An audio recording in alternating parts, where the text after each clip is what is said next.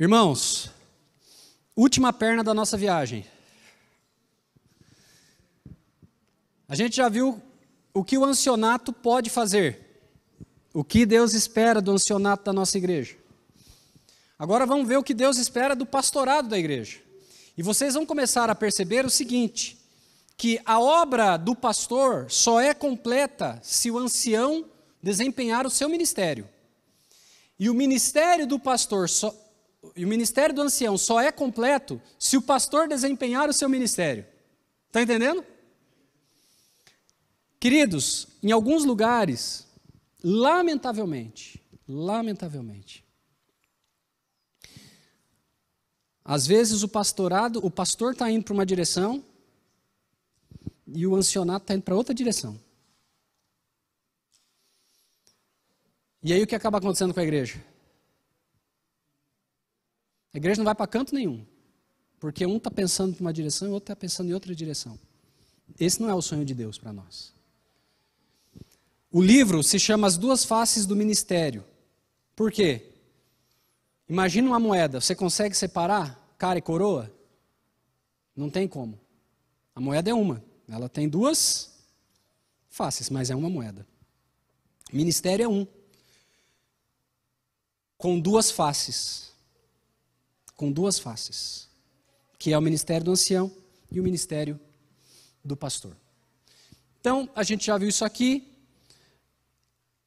Volto, o que Ellen White dizia a respeito dos pastores: responsabilidade por plantio, capacitação macro, planejamento macro e supervisão. Essa citação nós já vimos. Vamos lá, plantio. Como Ellen White via essa questão do plantio, a importância do plantio de igrejas para o pastor. E aqui deixa eu dizer uma coisa para você. Algumas pessoas dizem assim, mas então quer dizer que um ancião não pode plantar uma igreja? Claro que pode, tenha dúvida. Agora, lembre-se do seguinte, se eu desempenhar algo a mais, eu não posso deixar de fazer aquilo que se espera que eu faça. Se eu estou fazendo algo lá que outro deveria estar fazendo, eu posso estar fazendo o quê?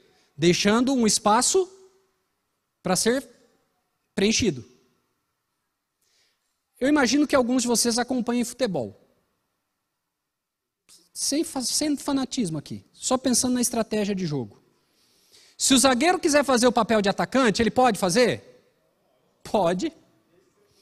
Desde que, quando a bola estiver com o time adversário, ele esteja no lugar dele para fazer o papel dele.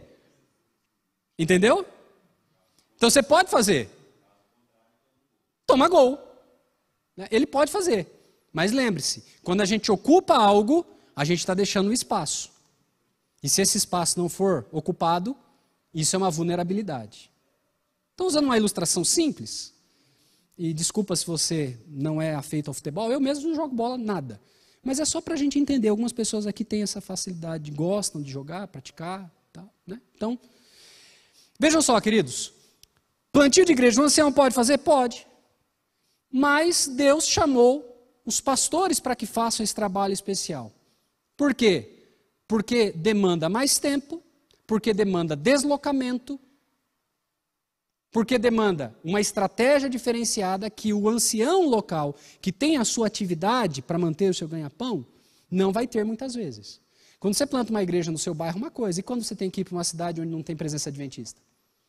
Tem ancião que faz isso, mas ele tem uma condição para fazer isso, mas nem todos podem fazer. Por isso a associação ela faz o quê? Ela dá condições para que o pastor faça. Os pastores devem procurar a ovelha perdida, e ela está falando para a igreja aqui, e vocês devem ajudá-los. E enquanto os ministros são chamados para trabalhar em outras partes da vinha, o povo de Deus deve ter luz em si. Olha só que interessante. Os pastores devem procurar, e a igreja deve ajudar. Os pastores são chamados para trabalhar em outras partes da vinha, e o povo de Deus deve ter luz em si mesmo. Como o povo de Deus vai ser pastoreado se o pastor está em outras vinhas? Por causa do ancião. Então as ideias elas vão se complementando. Vocês estão vendo que as citações elas têm os anos ali, eu não tenho enfatizado tanto essa questão, mas você vai perceber que vai correndo todo o espectro do tempo que Ellen White escreveu, né? Especialmente nas ênfases, a gente observa, que aí você vai encontrar no livro, como isso está em relação com aquilo que a igreja estava fazendo na época. E como os administradores da igreja estavam entendendo o trabalho do pastor. Então existe uma interação bastante interessante nisso daí. Ellen White diz assim, que as igrejas digam àqueles que pregam a palavra, vá às cidades e aldeias e pregue a advertência. Você é um guarda de Deus sobre os muros de Sião, e embora sejamos gratos por seus trabalhos, não vamos prendê-lo conosco. Você está entendendo o que Ellen White está dizendo para a igreja aqui? Você entendeu o recado? O que ela está dizendo aqui? Vou ler. Que as igrejas digam àqueles que pregam a palavra, vá às cidades e aldeias e pregue a advertência. Embora sejamos gratos por seus trabalhos, não vamos prendê-lo conosco. Você está entendendo o que a igreja está olhando para o pastor está fazendo? Ela está dizendo para o pastor assim, pastor, avança. Deixa que a gente se cuida, deixa que a gente se mantém. A gente é grato por seu trabalho aqui, mas vá para outra cidade, vá para outro campo, vá para outro bairro, deixa que a gente se cuida. Quando é que a igreja tem maturidade para falar isso para o pastor? Quando o ministério do ancianato está fazendo o trabalho direitinho no contexto local. Quantas vezes você já viu uma igreja fazendo isso? Olhando para o pastor e dizendo assim, pastor, vai, deixa que a gente se mantém. A maior parte das igrejas, elas querem o quê? Pastor, fica.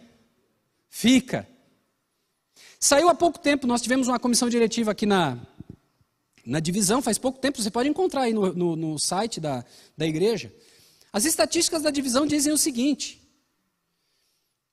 igreja em que tem quanto menor o número de membros por pastor, menor o número de batismos. Você está entendendo? Quanto maior o número de membros por pastor, maior o número de batismos.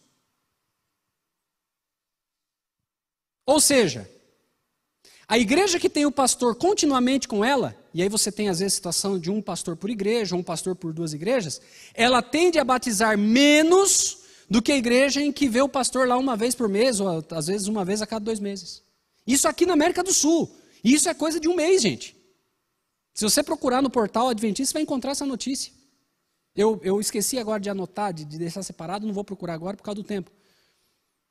Eu comecei como pastor associado de uma igreja grande. Pastor associado, nós éramos em 3 pastores. Sabe o que acontecia? Acontecia o seguinte. Ia uma visita à igreja. Ela se interessava por estudar a Bíblia. Nós tínhamos uma igreja com 800 membros. Não é uma igreja pequena.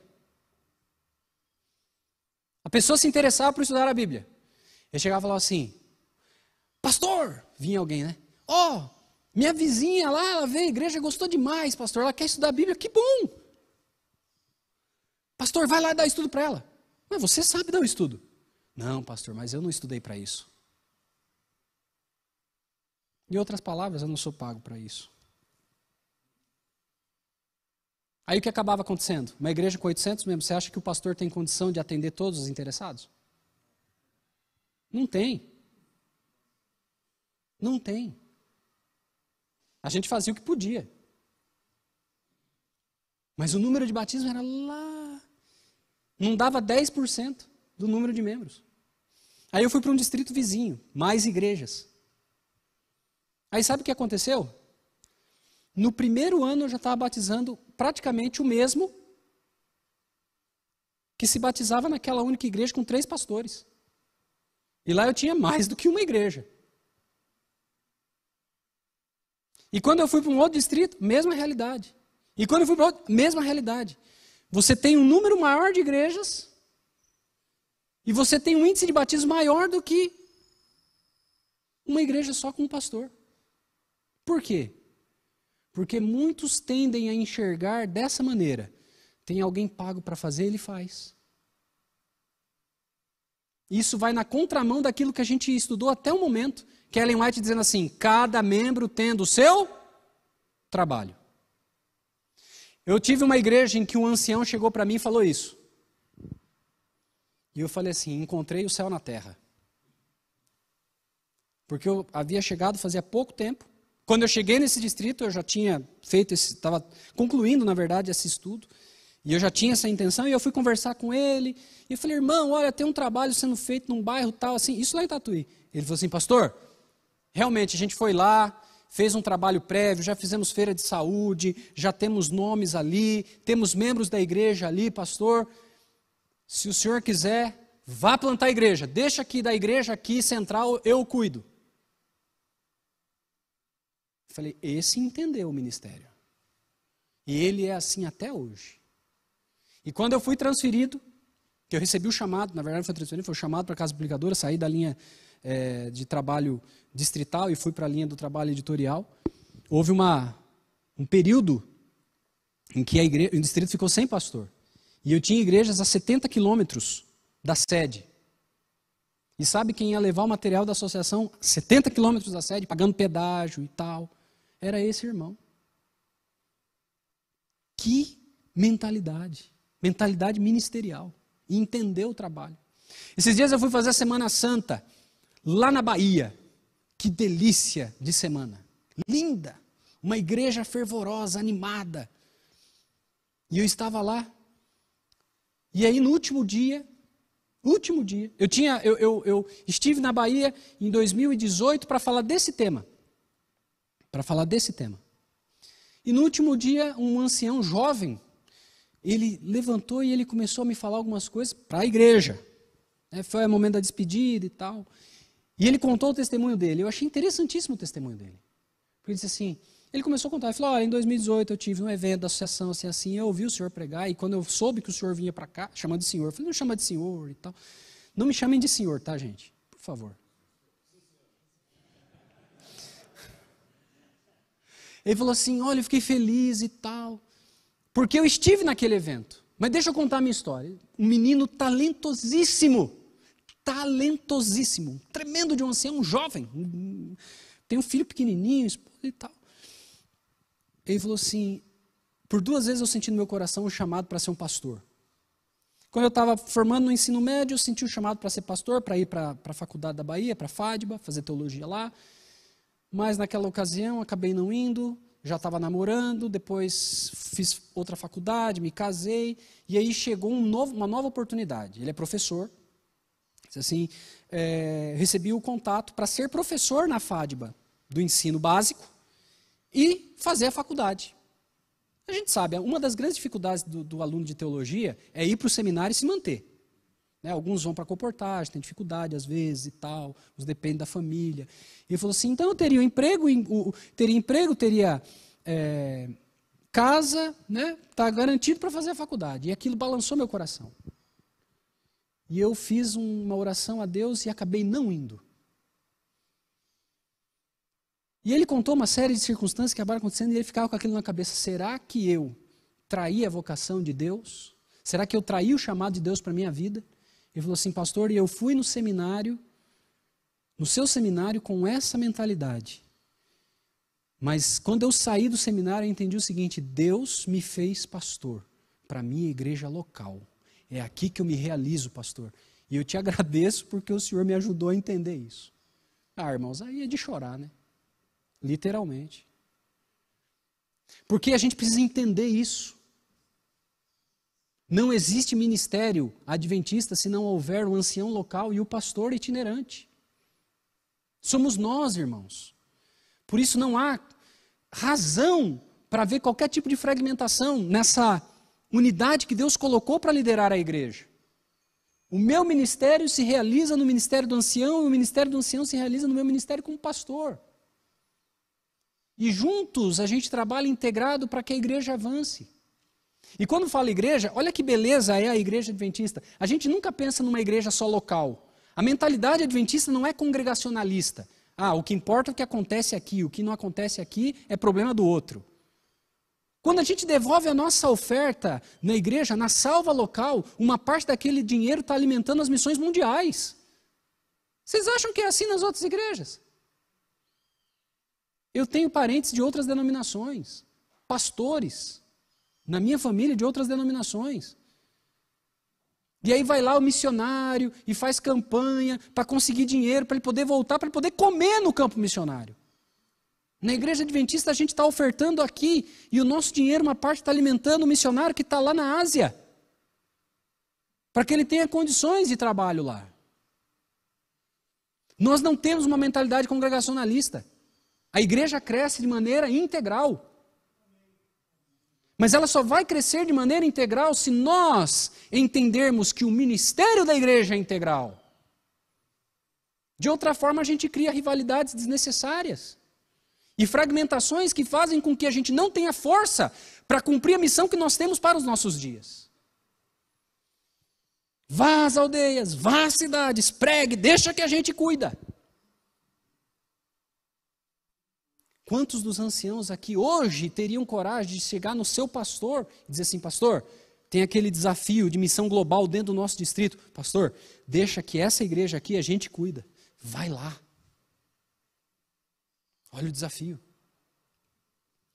Deus, olha isso aqui. Ellen White escrevendo para pastores na Assembleia de 1901. A Assembleia de 1901, a Assembleia da Associação Geral de 1901 foi paradigmática, né? E foi um ponto de virada na história do Adventismo. Ela faz um apelo aos pastores na Assembleia Geral, ela diz assim: Ele, Deus, não os chama para entrar em campos que não precisam de médico.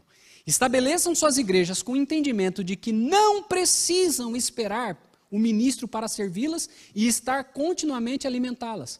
Elas têm a verdade, elas sabem o que é a verdade, elas devem ter raízes em si mesmas. Estabeleçam suas igrejas com o entendimento de que não precisam esperar o ministro para servi-las. Existem pastores que têm dificuldade com essa ideia. Porque gostam de estar no controle. Queridos, Deus não nos chamou para ter o controle da sua obra. Deus nos chamou para que através da nossa liderança, pessoas sejam amadurecidas, aperfeiçoadas, edificadas, para que possam frutificar. Não ter o controle.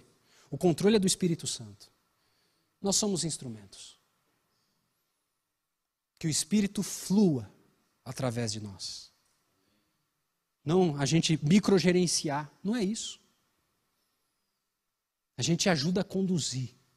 A gente entende, discerne o sopro do Espírito, dizendo: o Espírito está mandando para lá. O Espírito está soprando para lá. Nossa função como líderes não é dizer para que lado o Espírito vai soprar. Nossa função como líderes é ajustar as velas para que a igreja possa avançar. Essa é a nossa função. Capacitação. Veja, existe uma capacitação local que o ancião deve fazer, mas existe uma capacitação macro. Olha o que Ellen White diz: quão melhor seria para a causa se o mensageiro da verdade houvesse educado fiel e cabalmente esses conversos em relação a todas essas questões essenciais. E do que ela está falando? Reforma de saúde, dons espirituais, benevolência sistemática, que era como se chamava a mordomia cristã na época, e os grandes ramos do trabalho missionário. Mesmo que houvesse menos com quem ele pudesse contar como sendo acrescentados à igreja como resultado dos seus trabalhos. O que Ellen White está querendo dizer com essa citação? Ela está dizendo o seguinte: se o mensageiro da verdade tivesse educado de uma maneira mais profunda os novos conversos, mesmo que o resultado não fosse tão grande, num primeiro momento, o resultado final seria melhor. Por quê? Porque o discípulo maduro, ele produz muito mais fruto do que o discípulo imaturo. É ou não é? Às vezes você tem um grande número de pessoas, que é o que acaba acontecendo, irmãos. Essa é a grande realidade. Hoje nós estamos vivendo uma crise de discipulado na igreja. Por que tanta gente não se envolve? Porque não entendeu o papel dele na igreja. E se ele não entendeu ainda o papel dele na igreja, é porque o discipulado não foi tão efetivo. Quem tem que ajudar então? A liderança da igreja, o ancião, o pastor. Agora veja, o pastor ele tem um papel aqui no processo de evangelização, mas ele tem também um papel nesse processo de transmissão de vida em relação aos anciãos e aos demais oficiais. Vocês se lembram quando, até o pastor Carlos mencionou aqui, Moisés está lá cuidando do povo no deserto. O que acontecia? Todo mundo ia em Moisés. Qualquer coisa, Moisés. Qualquer coisa, Moisés. Qualquer coisa, Moisés. Jetro olha e fala assim: desse jeito aí não tem condição, Moisés. E aí o que ele fez? Vai dividir no grupo. Vai 1.000, 100, tal, né? Como é que Jesus trabalhou? Grupo. Queridos, a gente não consegue discipular 500 pessoas, 600 pessoas, 700 pessoas. Um pastor, na média, aqui na América do Sul, tem 500 e tantos membros, na média, sob sua responsabilidade. Ele não vai discipular todo mundo. Não tem como, é impossível. Discipular é transmissão de vida. E a gente não consegue transferir vida para 500 e tantas pessoas num ano, não tem como. Se você fosse passar um dia por ano com cada membro da igreja, você não conseguiria passar em um ano com todos os membros sob sua responsabilidade. Agora, o pastor, ele vai trabalhar com quem? Quem que é o grupo dos 12 do pastor? O ancião. E esse ele pode passar tempo com esse grupo. Comer junto, visitar junto, orientar, ler, conselho de anciãos, a importância disso. De você ter um momento de capacitação, todo mês, de visitação, de oração. Esse tipo de capacitação é fundamental. Ah, o pastor também vai trabalhar com outros líderes da igreja? Também vai trabalhar com outros líderes da igreja. Mas o número um, o elemento, o ponto focal do discipulado do pastor deve ser os seus anciãos. Mas e os outros? Os anciãos vão discipulando. É uma cadeia, lembra que eu mencionei? Eu transfiro vida para o ancião transfere a vida somada minha e dele para outro, e para outro, e para outro. É assim que o cristianismo cresceu. Agora, essa mesma ordem de trabalho é confiada a cada homem que se torna um ministro. Ellen White falando para os pastores. Educar, educar, educar, não apenas por preceito, mas pelo exemplo. Nossos ministros frequentemente fazem o trabalho, em vez de dividirem a responsabilidade na causa. Olha só, ela está escrevendo em 1888 isso daí. A obra de um ministro deve ser o trabalho de um professor. Quando eu li essa citação, eu falei, tá vendo? Aí, ó, por que eu estou esgotado? Porque eu queria fazer. Eu queria fazer. Não, tem que fazer.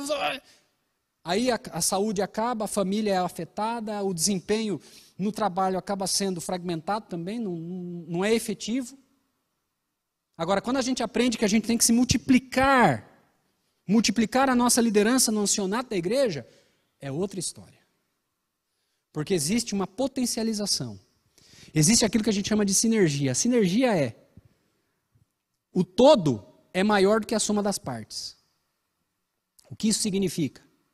Na matemática, 2 mais 2 é 4. Sinergia, 2 mais 2 vai ser 20. Como é que é isso?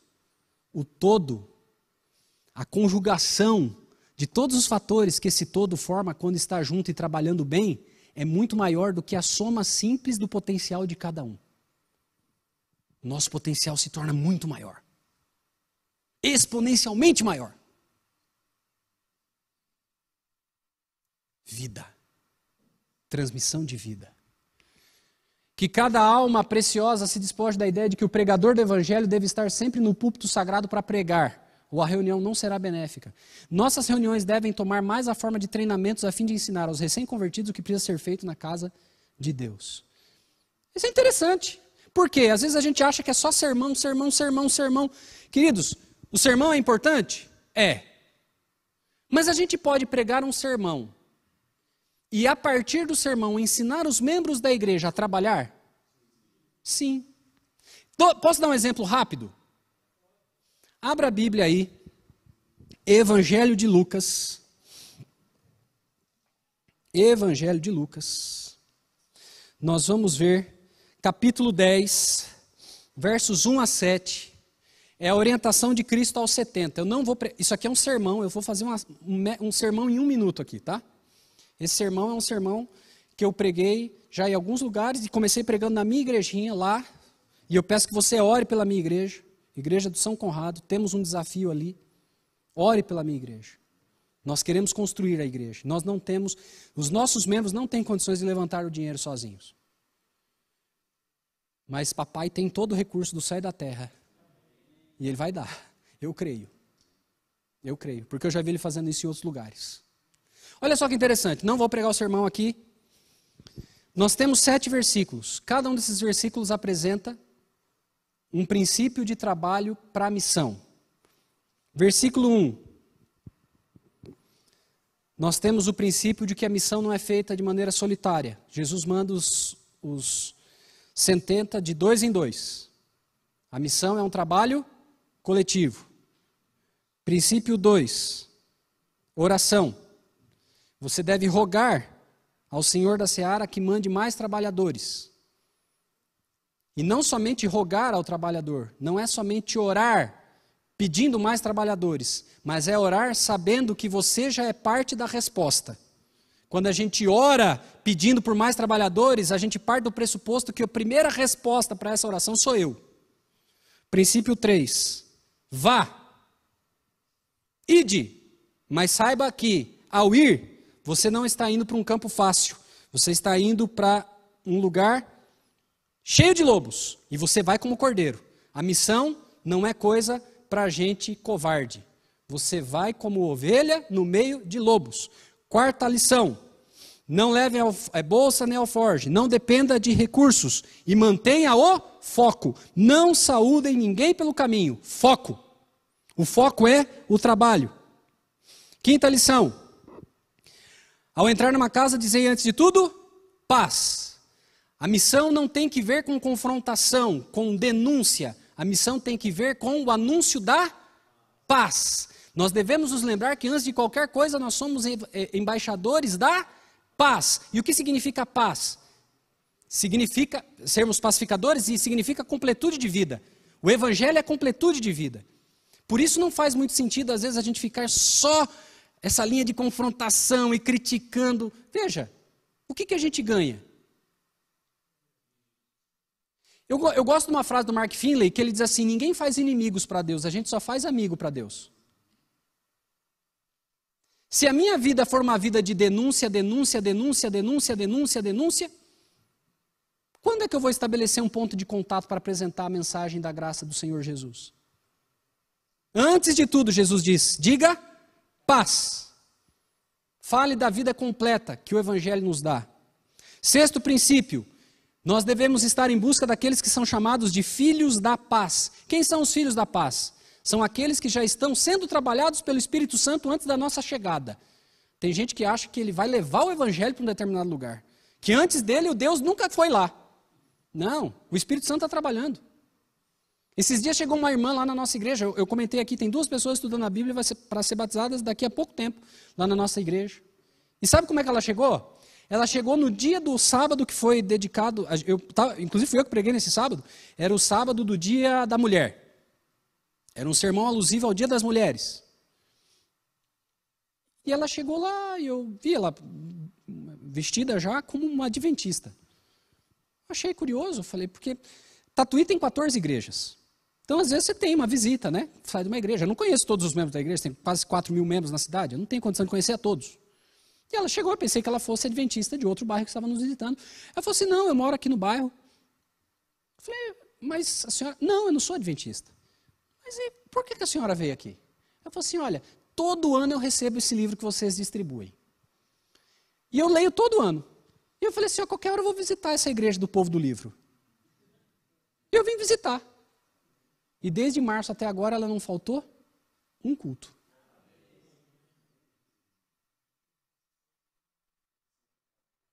O Espírito Santo está trabalhando, irmãos.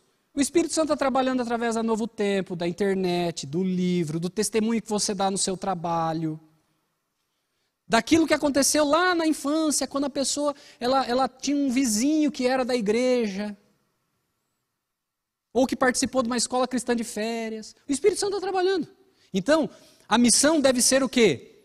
Embaixadores da paz, se encontrando com filhos da paz, por intermédio da ação do Espírito Santo. Isso é missão. Sétimo princípio. Permaneça na casa comendo e bebendo com eles. O que é esse princípio? Vivência. Vivência. Esteja disposto a dar, esteja disposto a receber. Relacionamento. Pronto. Preguei um sermão em 1 minuto aqui. 7 princípios de trabalho missionário. Anota, depois você explora isso aí e prega na sua igreja. É um treinamento para a igreja, é isso? Irmãos, tem que orar, tem que ir de 2 em 2, tem que encontrar os filhos da paz. É um treinamento, pronto. Não precisa ser, vai, pega, faz o PowerPoint. Você pode fazer isso também. Mas a Bíblia é o grande manual de trabalho da igreja. Tem que ser assim. Entende? Capacitar os membros. Planejar. Dezenas de homens deveriam estar preparados, presta atenção nisso aqui. Dezenas de homens deveriam estar preparados para entrar em ação em um momento de advertência em caso de emergência que exija a ajuda. Em vez disso, as pessoas vão à igreja. Olha isso, ela escreveu em 1895. Pessoal, se eu passar 10 minutinhos do meio-dia, vocês vão ficar tristes comigo? Beleza. Então eu vou mais seguro, então.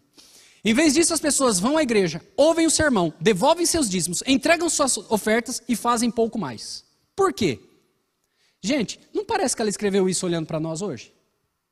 Tem gente que vai à igreja, ouve o sermão, devolve o dízimo, devolve a oferta, mas ele não faz mais nada. Por quê? Aí ela vai dizer assim, porque os ministros não abrem seus planos ao povo, solicitando auxílio por meio de conselhos e orientações no planejamento e ajuda na execução dos planos em que eles, os membros, tiveram um papel na formação. O que acaba acontecendo é aquilo que a gente chama de planejamento top-down, né? Planejou em cima, ordena, engole e segue. É isso que vocês têm que fazer. Funciona assim? O que a Ellen White está dizendo em 1895? Planejamento participativo. Reúna as pessoas. Vamos pensar aqui, a associação tem esse sonho. Como a gente pode tornar esse sonho real na nossa realidade? Com os recursos que nós temos aqui. E aí, cada departamento da igreja tem as suas peculiaridades. E aí tem um ponto, irmãos, eu fico louco com isso. Que é o seguinte, comissão de igreja, eu me lembro quando eu cheguei numa determinada igreja, e eu marquei a comissão. E aí a irmã me ligou e falou assim, pastor, eu tinha recém-chegado. Quem vai ser disciplinado? E eu tinha recém-chegado. Eu falei, irmã, que eu saiba ninguém. A senhora tem alguma situação para me passar? E era uma senhora, já, inclusive mãe de pastor. Ela falou, não, pastor, é que aqui na igreja a gente só reúne a comissão quando tem caso de disciplina. Deixa eu dizer uma coisa para vocês. Outra metáfora do futebol. Eu não jogo bola. Eu estou falando aqui a segunda ou terceira vez que eu falo de futebol. Mas é que o esporte ele tem algumas lições interessantes. E o brasileiro, de maneira geral, tem essa apreciação. Olha só. A preleção do técnico ajuda a ganhar ou perder um jogo.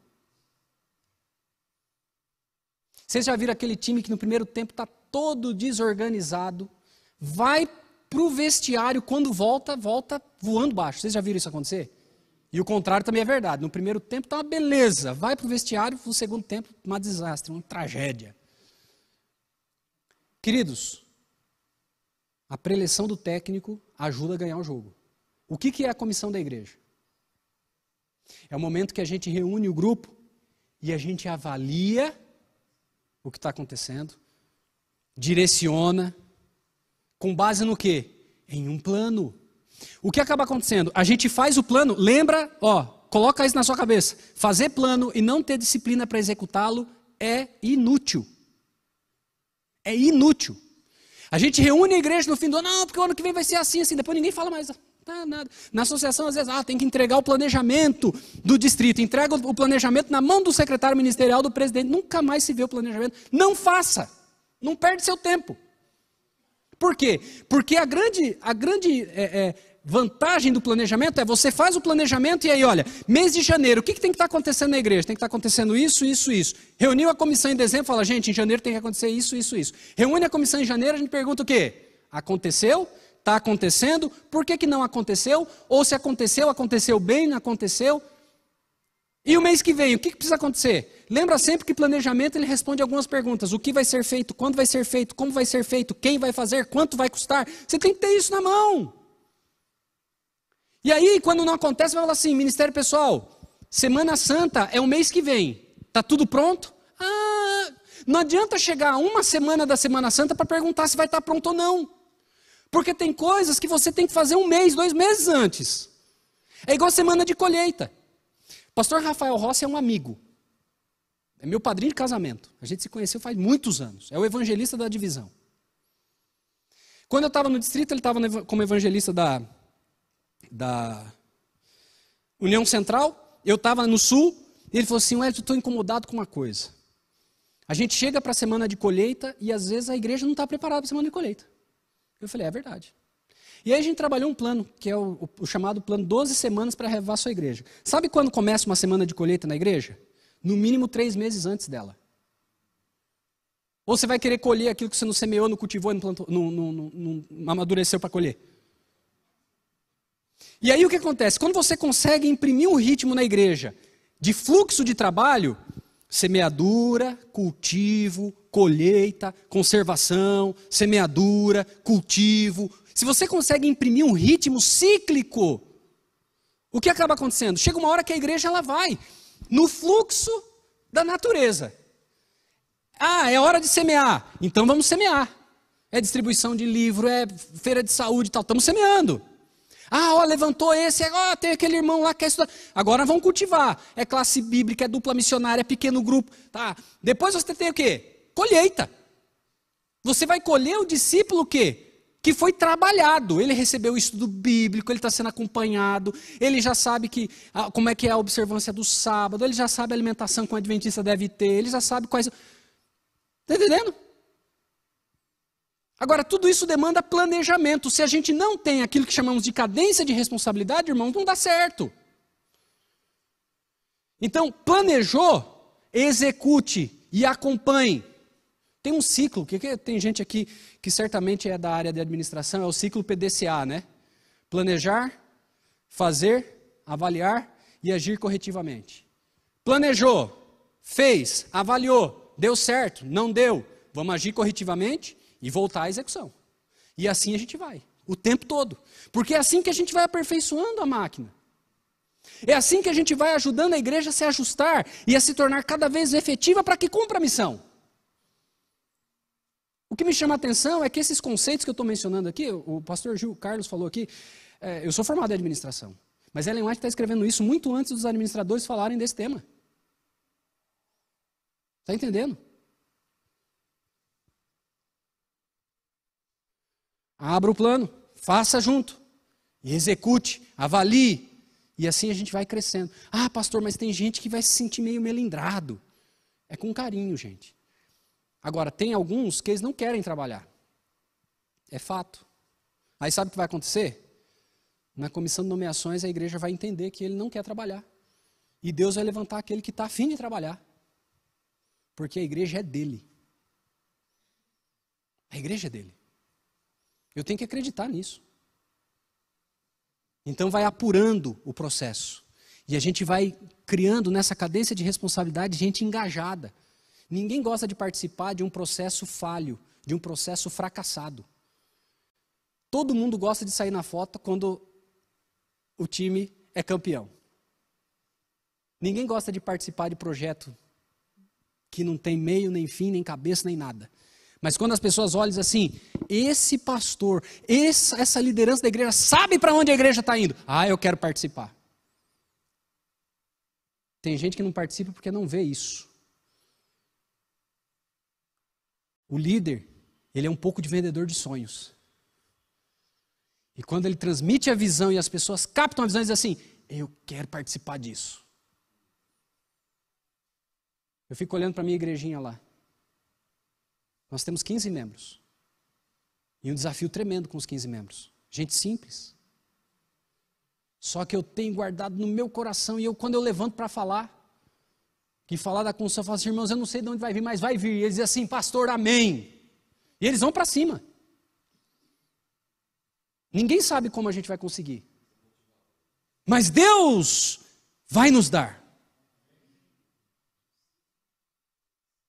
Um líder sem visão serve para quê? Ele trai a vocação que ele recebeu do Senhor. Supervisão. Aqueles que supervisionam as igrejas devem selecionar os membros que têm capacidade de colocá-los sob responsabilidades, dando-lhes ao mesmo tempo instruções sobre a forma como eles podem melhor servir e abençoar as pessoas. O pastor é responsável, junto com o ancianato da igreja, para fazer isso e ele vai acompanhando. Então, olha só que interessante. Ellen White diz na citação seguinte, ela diz assim, o Senhor não vai aprovar ministros que gastem muito de seu tempo com as igrejas que creem na verdade. Olha o que ela está dizendo. O Senhor não vai aprovar. O pastor que fica cercando demais um lugar só, Deus olha para ele e diz assim, está errado. O Senhor não vai aprovar ministros que gastam muito de seu tempo com as igrejas que creem na verdade. Ela vai dizer, quando pregam para aqueles que entendem a verdade para este tempo e trabalham com eles, dedicando o seu tempo para o rebanho, eles, os ministros, ensinam as pessoas a dependerem deles em suas várias perplexidades. Olha o que ela está dizendo, não ensinem os membros a dependerem de vocês. Está errado. Por quê? Porque a igreja tem um pastoreio local. É necessário, ela continua, é necessário que nossas igrejas sejam visitadas pelos ministros. Mas elas não devem esperar que o ministro as mantenham e as façam crer. Dessa forma, a igreja é enfraquecida e não fortalecida. Os ministros têm um trabalho a fazer, pregar em regiões distantes e levar a mensagem de advertência àqueles que nunca ouviram falar da verdade para esse tempo. Olha como existe uma linha, uma coerência. O que ela está dizendo? O ministro tem que estar lá? Tem, mas ele tem que estar todo o tempo ali, né? Não! Não é cuidando dos pequenos detalhes. Veja só, queridos, vamos voltar aqui a uma ideia prática. O ancião ele está visitando, ele visita os membros da igreja. Existem situações que é para o ancião cuidar, e o ancião consegue cuidar, mas existem situações que ele não tem nem a capacitação técnica, nem o tempo, ou às vezes são questões administrativas. Essas situações, quem é que deve cuidar? O pastor. Então, olha só. O pastor visitar os membros do distrito. Ele vai visitar todos os membros? Dentro de um período de 4 anos, ele pode visitar. Agora, esperar que o pastor faça isso durante 1 ano, e esperar que ele plante igrejas, esperar que ele capacite as pessoas, esperar que ele faça planejamento. Irmãos, é impossível. Quem é responsável pelo pastoreio local? O ancianato. As situações que estão além do ancianato, quem cuida? Pastor. É a ideia de Jetro. O de 10 não deu conta, o de 50 não deu conta, o de 100 não deu conta, o de 1000 não deu conta, chega em Moisés. Agora, se resolver lá na base. Está entendendo? Está vendo como as coisas elas vão se integrando? O trabalho do pastor e o trabalho do ancião. Agora, esse texto aqui é um texto que todos nós conhecemos. E eu vi várias vezes esse texto no seminário do pastor Miguel. Mas eu quero fazer você pensar um pouquinho mais profundamente nele. Deve haver um reavivamento e uma reforma sob a ministração do Espírito Santo. Reavivamento e reforma são 2 coisas diversas. Reavivamento significa a renovação da vida espiritual, um avivamento das faculdades da mente e do coração, uma ressurreição da morte espiritual. Reforma significa uma reorganização, uma mudança nas ideias e teorias, hábitos e práticas. A reforma não trará o bom fruto da justiça a menos que seja ligada com o reavivamento do Espírito. Reavivamento e reforma devem efetuar a obra que lhes é designada, e no realizá-la precisam se fundir. Pergunto, do que esse texto está falando? Ok? Como a gente sabe que a conversão verdadeira está acontecendo?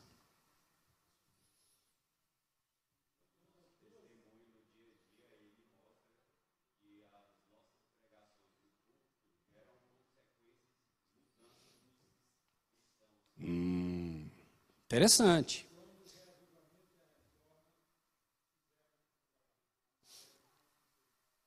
Olha só que interessante. Quando a gente fala de reavivamento e reforma, geralmente as pessoas elas vão falar assim: é ler a Bíblia,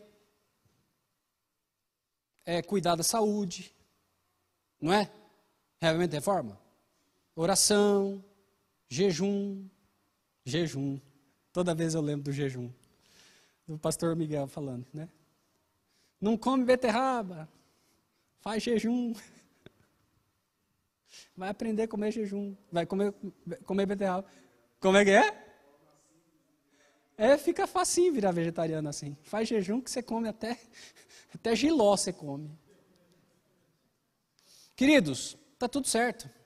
Mas tem um detalhe que acaba sendo negligenciado. Essa citação, ela tem um contexto. Eu vou ler o parágrafo anterior a essa citação e você vai perceber que Ellen White ela tem algo muito específico em mente quando ela fala de reavivamento e reforma, nessa citação aqui. E eu tenho um estudo a respeito desse tema. Não é o que eu vou trazer hoje, estou terminando já. Mas é algo para a gente parar e pensar. O parágrafo anterior a essa citação diz assim: os membros têm dependido das declarações do púlpito em vez de dependerem do Espírito Santo.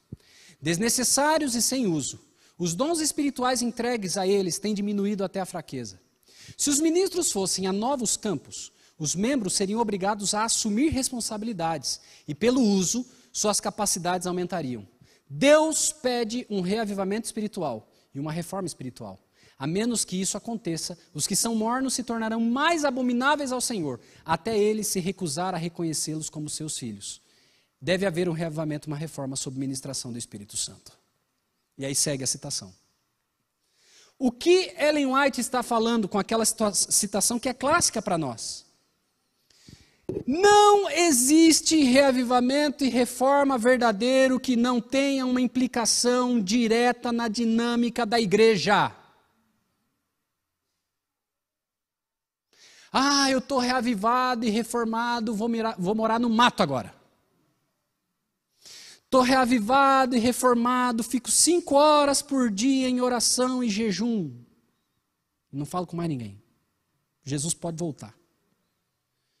Reavivamento e reforma, queridos, tem que ver com o derramamento do Espírito para que a igreja cumpra a sua missão. Quando as pessoas pregam um reavivamento e uma reforma que fica limitado em si mesmo, no sentido de, olha, eu estou preparado para ir para o céu, e não leva ninguém junto, isso não é reavivamento e reforma. É egoísmo, está traindo o propósito do Espírito Santo ser derramado. Olha só que interessante, o Espírito Santo é derramado sobre a igreja apostólica, o que acontece? 3.000 pessoas convertidas no primeiro sermão. Ellen White diz que vai acontecer isso de novo no tempo do fim. A chuva serôdia vai ser derramada para quê? Para a gente morar no mato? Para a gente ficar 5 horas vendo vídeo na internet? Participando de reunião de Zoom? Não! É para quê? Ação! Ação! É isso, irmãos. Se não houver movimentação, não é reavivamento e reforma. Não é. E isso precisa ficar muito claro na nossa mente. Nossas orações devem mexer, sair dos nossos joelhos e ir para onde? Para as mãos. É salvação de vidas. O Espírito Santo vai ser derramado para que a gente pregue uma mensagem ao mundo. É isso. Não pode parar. Não pode parar. É para cima. É para o alto. O tempo todo. Eu quero ver Jesus voltando nessa geração. E eu só vou ver Jesus voltando nessa geração se a gente tiver o quê? Evangelizando as pessoas, falando do amor de Jesus para as pessoas. É para isso. Ellen White fala de reavivamento e reforma numa série de cartas que ela escreve para Daniels. E sabe o que ela diz? Ela diz assim, tem muitos administradores que não estão preparados para isso. Ela fala no tempo dela. É isso, irmãos.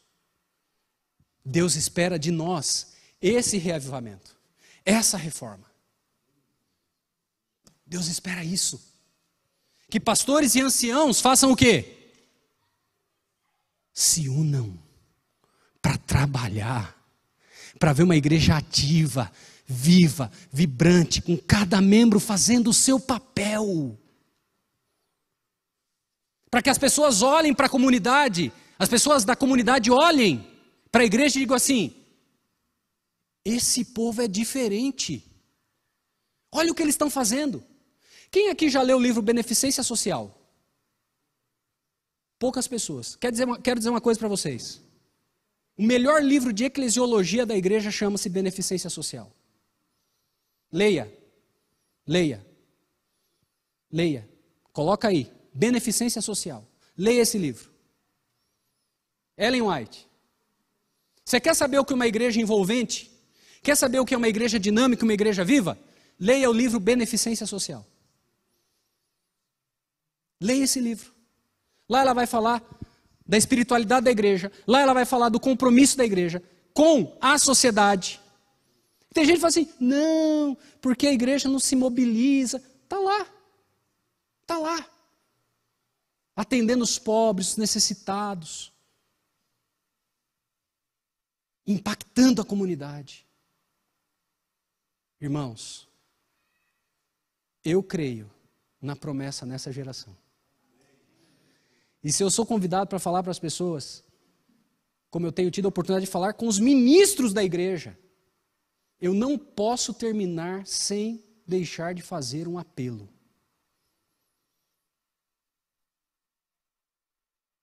Reavivamento e reforma tem que ser algo na minha vida e na sua. Mas algo que as pessoas possam olhar e dizer assim, olha, aquela igreja ali, ela é tão reavivada e tão reformada, que os membros, nós temos 95%, 100% dos membros envolvidos. Não tem ninguém nessa comunidade que não saiba o que são esses adventistas. Esse povo é fogo puro. Eles atendem os pobres, os órfãos e as viúvas. Eles são acolhedores. Eles são sensíveis às necessidades espirituais das pessoas. Eles estão com a Bíblia aberta. Ellen White fala de um grande movimento de Bíblias abertas. Eles dão estudo bíblico, eles têm classe bíblica, eles têm evangelismo. As pessoas são amáveis, são agradáveis de se estar. A presença delas, ela ilumina o lugar em que elas estão. No lugar de trabalho, os membros daquela igreja ali, eles impactam, porque eles são sempre os melhores funcionários. Eles agem com compaixão, com justiça, com misericórdia, com acolhimento. São cristãos de quem não se tem nada para falar, a não ser coisas boas. É isso, queridos. Você está disposto a ser a fagulha dessa revolução lá na sua igreja? Você está disposto? Você está disposto a orar hoje dizendo assim, Senhor, começa comigo. Tem uma história. Vocês sabem que John Wesley foi um tremendo de um reavivamentalista, um reformador, fundador da igreja metodista. E numa determinada ocasião, um grupo de estudantes de seminário dos Estados Unidos foi até a casa dele na Inglaterra. E quando eles chegaram lá, eles foram até o quarto de Wesley. E quando eles chegaram perto do quarto da cama de Wesley, eles viram que tem buracos no chão. Assim, no piso, desgastado. Era o lugar onde Wesley se ajoelhava para orar. E os estudantes viram, visitaram e voltaram para o ônibus. E quando o professor responsável pela excursão estava contando o número de alunos, ele descobriu que estava faltando um. Ele falou, cadê? E ele voltou. E quando ele voltou, ele encontrou um estudante ajoelhado no mesmo lugar que o Wesley orava. E ele pôde ouvir o estudante dizendo assim, Senhor, faz de novo, derrama teu espírito de novo, reaviva a tua obra de novo. E esse estudante se chamava Billy Graham, o maior evangelista do século XX. Nós não podemos ir à casa de Wesley, mas nós podemos nos colocar de joelhos nesta igreja e clamar como ele clamou, Senhor, faz de novo. A começar em mim. Você quer se ajoelhar comigo?